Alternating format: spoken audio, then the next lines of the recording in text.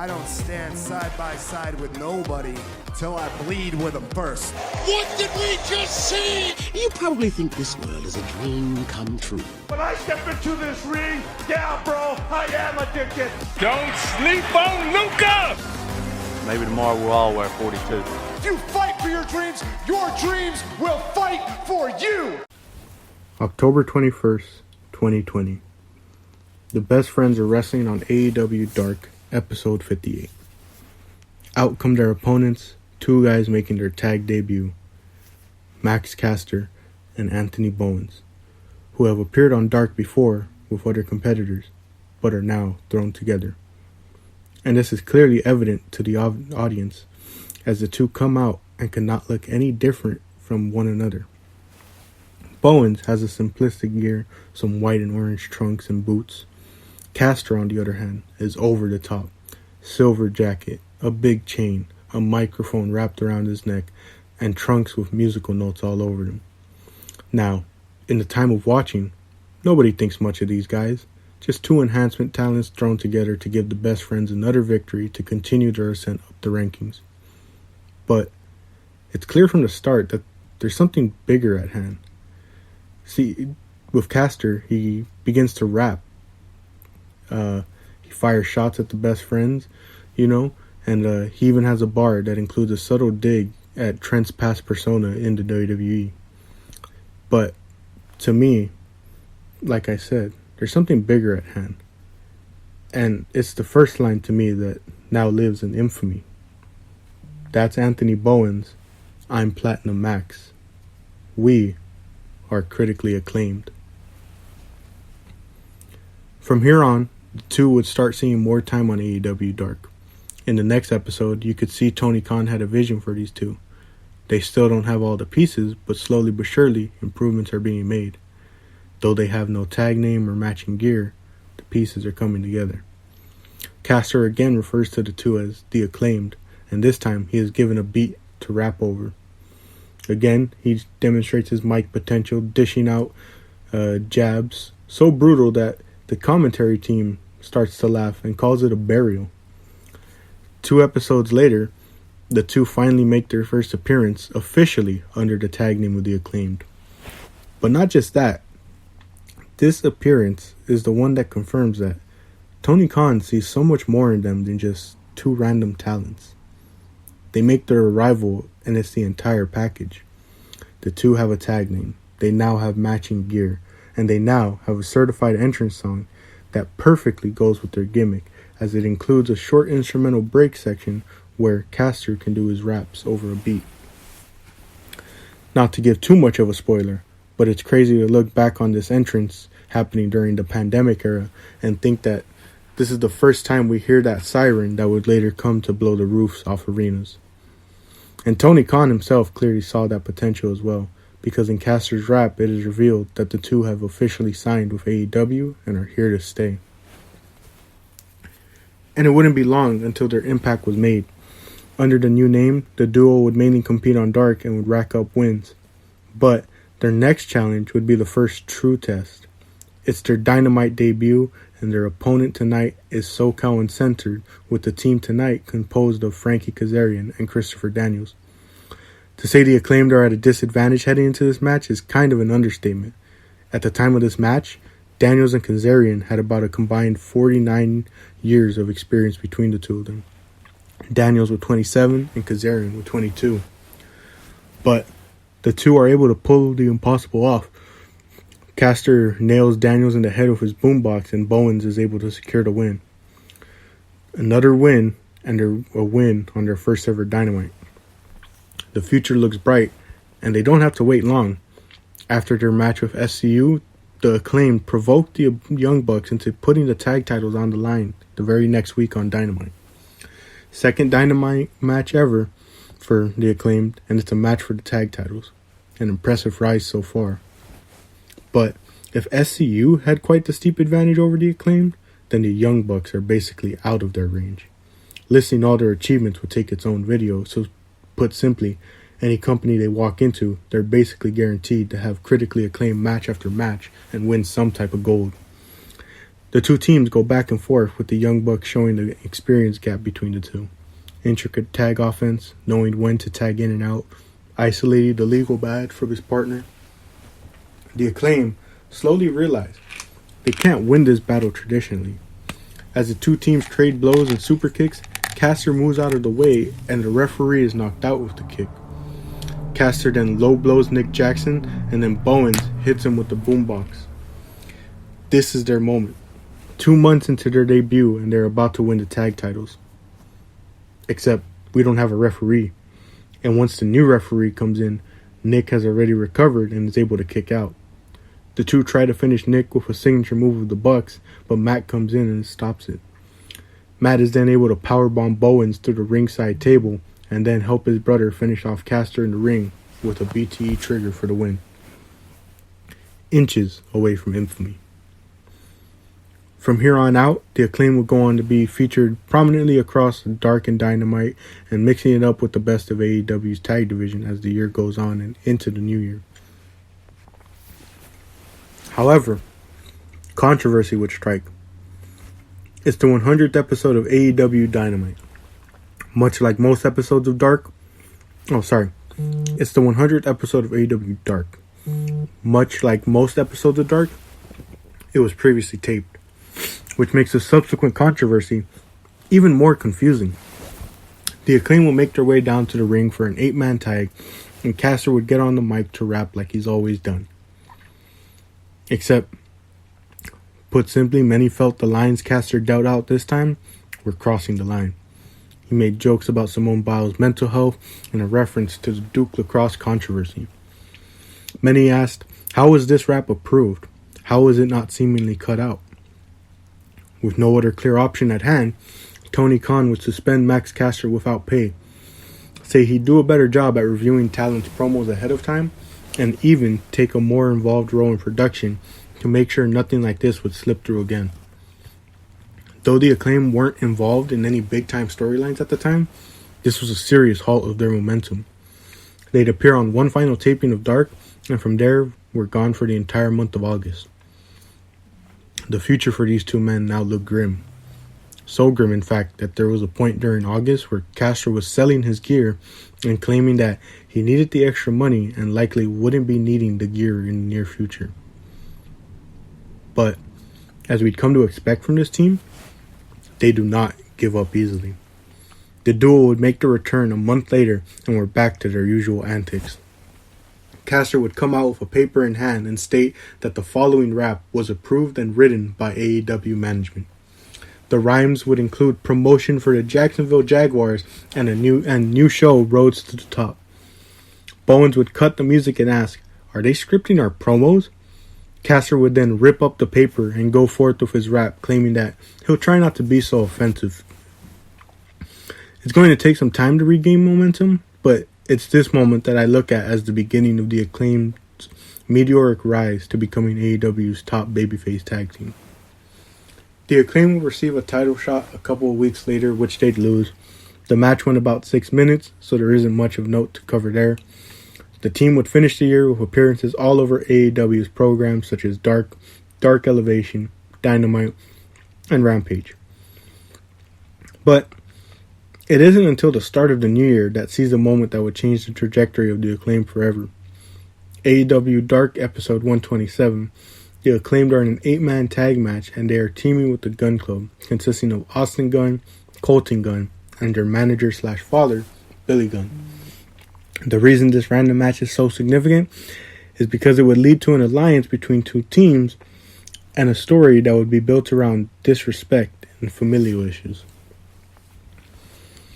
Now, the alliance doesn't happen yet. They team again on Dark Elevation, but the next month see the Acclaim do more of the same. Challenge for the tag titles, have various matches on all programs. Nothing much of note though. But with every appearance, the reactions are getting louder and louder. Momentum is being gained once again. That is until tragedy strikes in May of 2022 that year. Bowens would suffer a knee injury and announced it a couple days after his match where he and Caster once again teamed up with the Gun Club. Once again, it seems momentum for the Acclaimed has been halted. As Bowens put in his announcement, 1 step forward, but 2 steps back. Or so you would think. See, after this injury, to keep the two on TV and help the momentum of another team, Caster would begin competing in trios matches with the Gun Club. It was a deal that drastically helped both teams. It kept the Acclaimed on TV, gained sympathy for the team as crowds saw Billy Gunn wheel Bowens out on a wheelchair, and helped the Gun Club improve their comedic chops. See, the addition of the Gun Club added so much to the dynamic. Caster would come out and rap now with 3 guys to hype him up. Colton and Austin would then take a crack each week at trying to announce the city they were in, only to constantly get it wrong. And in turn, this would set up Bowens to get a big pop as he correctly exclaimed the city in which they were in. They would team for about a month across different programs, and it was around this time in May and June that the Gun Club would begin to ramp up, their feud with Danhausen. One thing I forgot to mention early is that at the start of the year, when he was a free agent, Danhausen started this social media feud with the Guns. He enticed the crowd into calling the two the Ass Boys. He gave them this nickname because during his time as an active wrestler, their father Billy Gunn had the nickname of the Ass Man. Remember earlier when I said the Acclaimed first team with the Guns on Dark at the start of the year? Yeah, Caster referred to them as the Ass Boys as well. In fact, in every appearance together, he refers to them as that. And every time, it's clear that the two aren't the happiest about it. At the AEW New Japan Pro Wrestling Forbidden Door pay-per-view, Danhausen would give the Guns their own custom theme, and it would lead to the Guns abandoning their father and Caster alone in a 2 versus 4 situation in favor of tracking down Danhausen. This would lead to a trios match where the Guns and Caster faced off against FTR and Danhausen at AEW Blood and Guts. In the finish of the match, Bowens would get in the ring, revealing that he was fully healed. He tried to strike Danhausen with a crutch, but hit Austin by accident, costing them the match. Afterwards, the two teams get into a heated affair, and the segment ends with Billy pushing his own son to the ground, seemingly backing the Acclaim.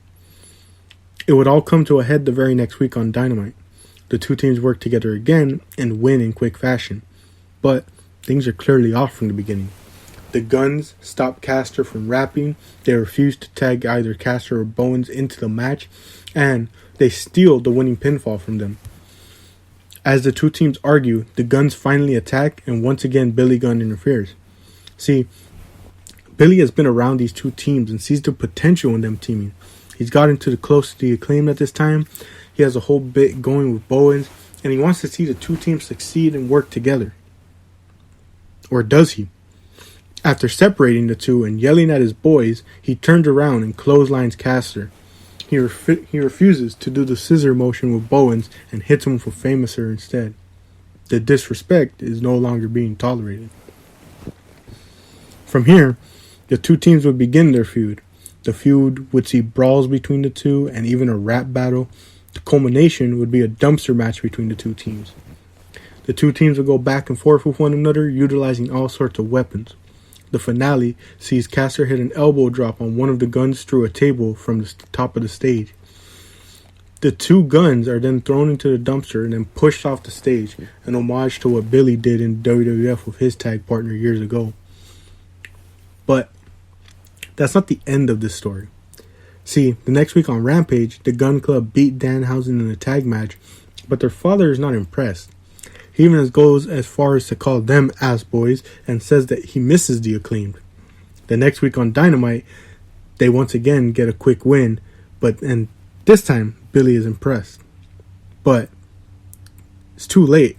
The two still turn on their father and align themselves with Stokely Hathaway. They beat down their father until the siren sounds. Out come the Acclaim to rescue Billy Gunn. Afterwards, after some thinking, the three men unite, and it could not have come at a better time. See, the following week, Billy faces off against Colton, and after the match, the Guns beat down on Billy and the Acclaim. This provokes the tag champions Keith Lee and Swerve Strickland to come to their rescue. After, we get an interview backstage where the champs hype up the Acclaim, say they've seen, their rise.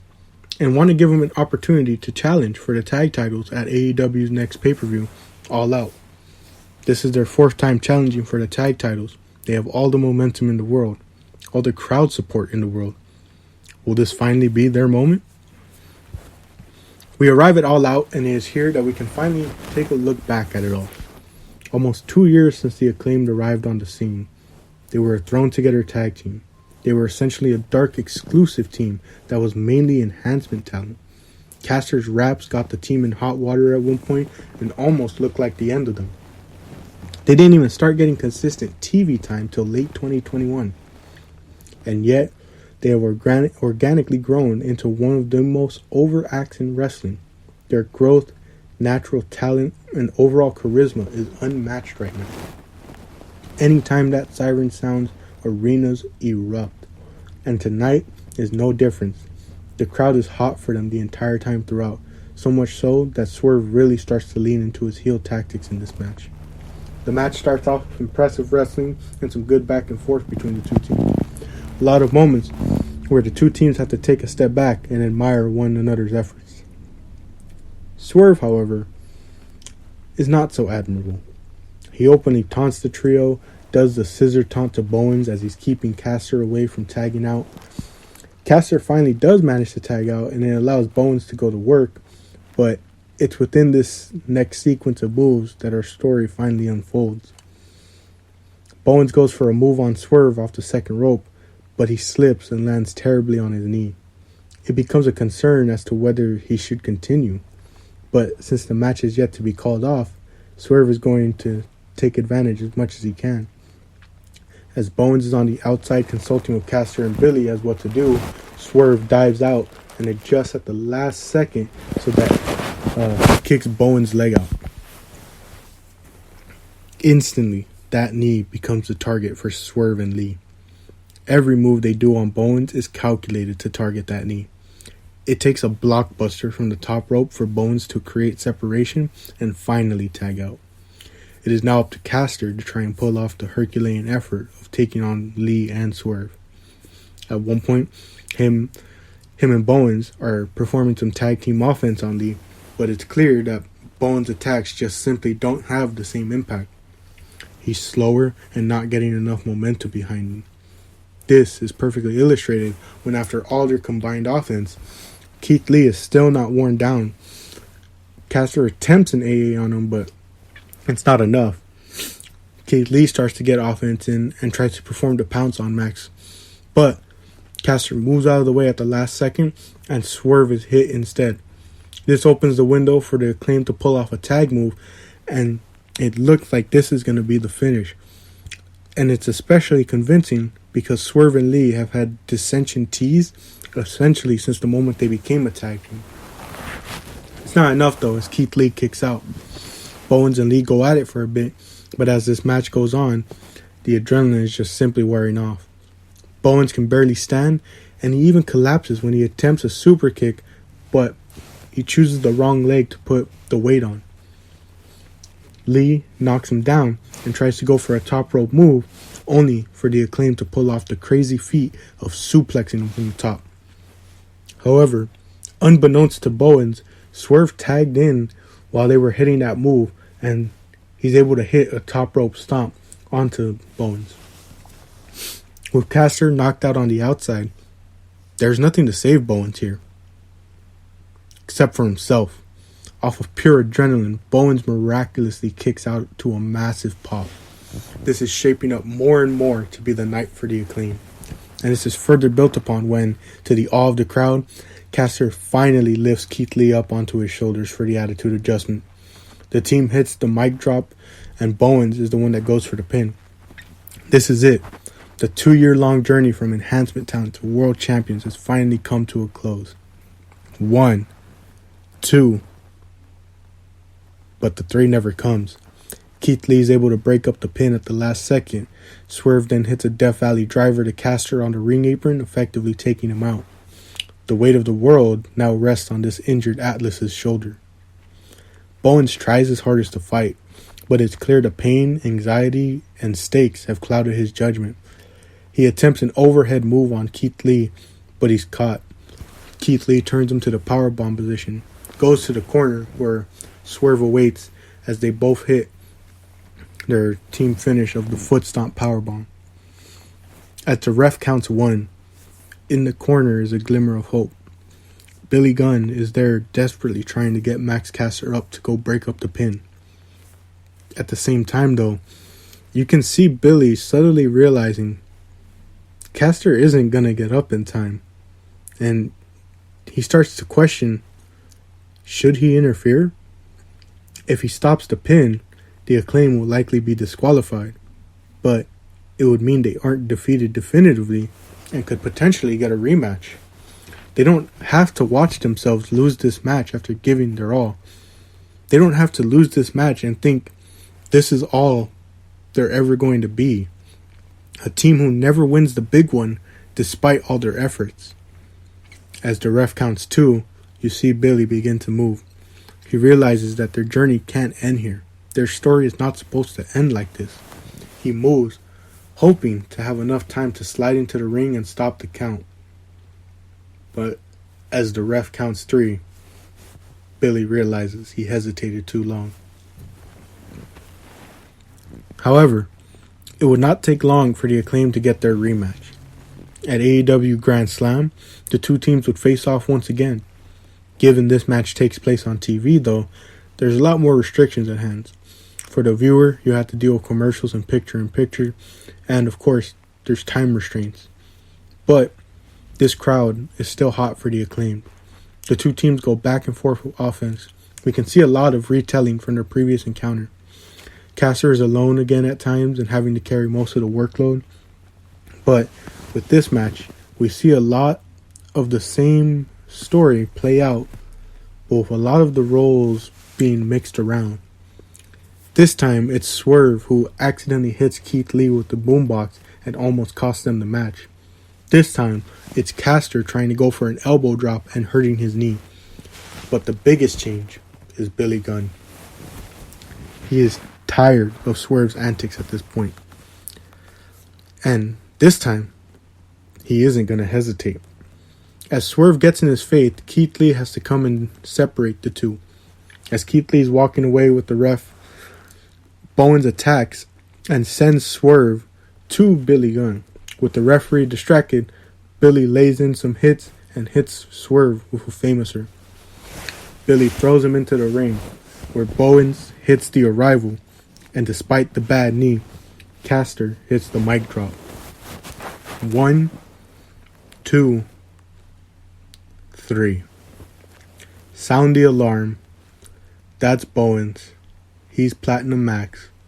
They are critically acclaimed, and that is a fact.